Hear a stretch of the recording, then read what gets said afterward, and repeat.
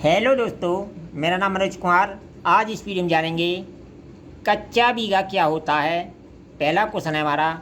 दूसरा क्वेश्चन है हमारा, चारों भुजाएं असमान हो तो खेत का क्षेत्रफल या रकबा या एरिया कैसे निकालें, इस वीडियो में जानेंगे। सबसे पहले कच्चा बीघा जानते हैं।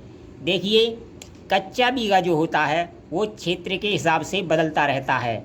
कच्चा बीघा जो है वो 632.5 से लेके वर्ग मीटर से लेके 1600 वर्ग मीटर के अंदर आता है। ये सभी क्या कहलाते हैं? कच्चे बीघे कहलाते हैं। जैसे मैं अलीगढ़ से हूँ, अलीगढ़ में 1 हेक्टेयर में 13 बीघा होता है। तो आप सभी जानते हैं हेक्टेयर का मान 10,000 वर्ग मीटर होता है। कितना होता है? 10,000 वर्ग मीटर। अगर 10,000 में मैं 13 से भाग कर दूँ तो मेरे यहाँ का बीघा निकल जाता है 769 वर्ग मीटर का, अलीगढ़ का। वहीं अगर बात करूँ मैं, ये तो अलीगढ़ का है, ठीक है, अलीगढ़। वहीं मैं बात करूँ बुलंदशहर की,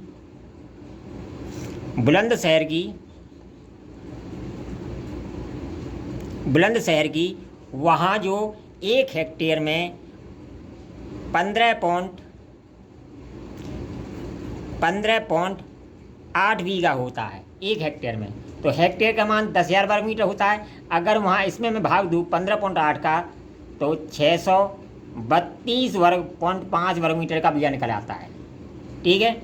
वहीं अगर मैं गाज़ियाबाद की बात करूँ तो वहाँ 1 हेक्टेयर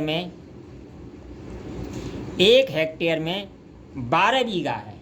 1 हेक्टेयर में 12 बीघा है। अगर वहाँ का मैं कच्चा बीघा निकालूँ तो 833.33 वर्ग मीटर का कच्चा बीघा निकल आता है, ठीक है।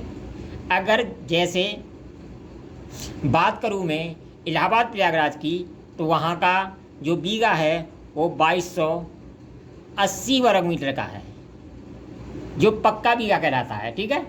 2280 वर्ग मीटर का है। मैं केवल उत्तर प्रदेश की बात कर रहा हूँ। बीघा जो है एक लोकल यूनिट है, इसका मान हर राज्य में अलग होता है, यहाँ तक जिले भी चेंज हो जाता है। जैसे बिजनौर की बात करूँ, वहाँ भी कच्चा बीघा चलता है। तो बिजनौर में 1 हेक्टेयर में 12.355 बीघा होता है। 12.355 बीघा होता है। वहाँ का अगर बीघा निकालूँ तो 809 वर्ग मीटर का बीघा है। ये सभी क्या कहलाते हैं? कच्चे बीघे कहलाते हैं। क्या कहलाते हैं? कच्चे बीघे कहलाते हैं। तो पहला क्वेश्चन आपकी समझ में आ गया। कच्चा बीघा का मान फिक्स नहीं होता है, ये जिले के हिसाब से बदलता रहता है। अब बात करते हैं दूसरे क्वेश्चन की। अगर किसी खेत की चारों भुजाएं असमान हो तो उसका क्षेत्रफल कैसे निकालें? अब देखिए, ये हमारा कोई खेत है, इसकी चारों भुजाएं असमान हैं। इसकी 30 मीटर है, ये 40 मीटर है, ये 50 मीटर, ये 60 मीटर है। ये खेत है। इसका रकबा 2 तरीके से निकलता है, ठीक है। अगर भुजाओं में 1-1, 2-2 मीटर का अंतर है, भुजाओं में 1-1, 2-2 मीटर का अंतर है, तो आप औसत लंबाई, औसत चौड़ाई से उसका क्षेत्रफल निकाल सकते हैं। लेकिन जब भुजाओं में ज़्यादा अंतर हो, तो उसका क्षेत्रफल हमेशा 2 भागों में बांटकर निकालना चाहिए। क्योंकि 1-2 मीटर का अंतर है तो उससे क्षेत्रफल निकालेंगे तो इतना बड़ा फर्क नहीं आता। मान लो मैं इससे निकालता हूँ, ठीक है। पहले निकालता हूँ औसत लंबाई से।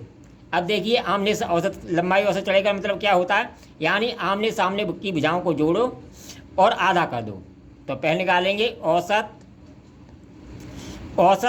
चौड़ाई, औसत लंबाई, ठीक है। पहले निकालेंगे औसत लंबाई। तो 50 + 60/2 बराबर कितनी आ जाएगी? 55 मीटर। औसत चौड़ाई इसी तरह निकालेंगे 30 + 40/2 बराबर 35 मीटर, ठीक है। इससे जब निकालेंगे और फिर उससे भी निकालेंगे, जब इसका हम एरिया निकालेंगे, एरिया बराबर होता है लंबाई गुणा चौड़ाई। तो 55 × 35 बराबर 1925 वर्ग मीटर इसका एरिया निकल के आ गया, ठीक है। ये जो एरिया निकालेगा है हमारा, ये एरिया हमारा इस क्षेत्र के हिसाब से गलत होगा। क्योंकि भुजाओं में ज़्यादा अंतर है। इसको हमेशा दो भागों में बांट कर इसका क्षेत्रफल निकालें। इस तरह हमें दो त्रिभुज प्राप्त हो गए विषमभाव। अब विषमभाव का क्षेत्रफल आप जानते हो, विषमभाव त्रिभुज का क्षेत्रफल होता है अंडर रूट में एस माइनस ए, एस माइनस बी और एस माइनस सी। ये इसका फॉर्मूला होता है। एस होता है ए प्लस बी प्लस सी बट्टे 2, यानी ए का मतलब ये पहली भुजा, दूसरी भुजा, तीसरी भुजा, ठीक है। तो इससे हम क्या निकाल लेते हैं, ए निकाल लेते हैं। मान लो ये आ जाएगी हमारी 30 और ये तीसरी भुजा हमें नापनी पड़ेगी, ठीक है। क्या करना पड़ेगा, नापनी पड़ेगी, तभी हम इसका क्षेत्रफल निकाल सकते हैं। बिगन नापे इसका क्षेत्रफल हम नहीं निकाल सकते, क्योंकि ये दो भुजाएं असमान है। तो तीसरी हमारे मान लो ये हमारी 80 आ गई या 90 आएगी। तो इस तरह 30 प्लस 60 प्लस 80 बट्टे 2, इस तरह इनको जोड़ लेंगे। तो ये आएगा 90 और 180 170 का आधा कर देंगे।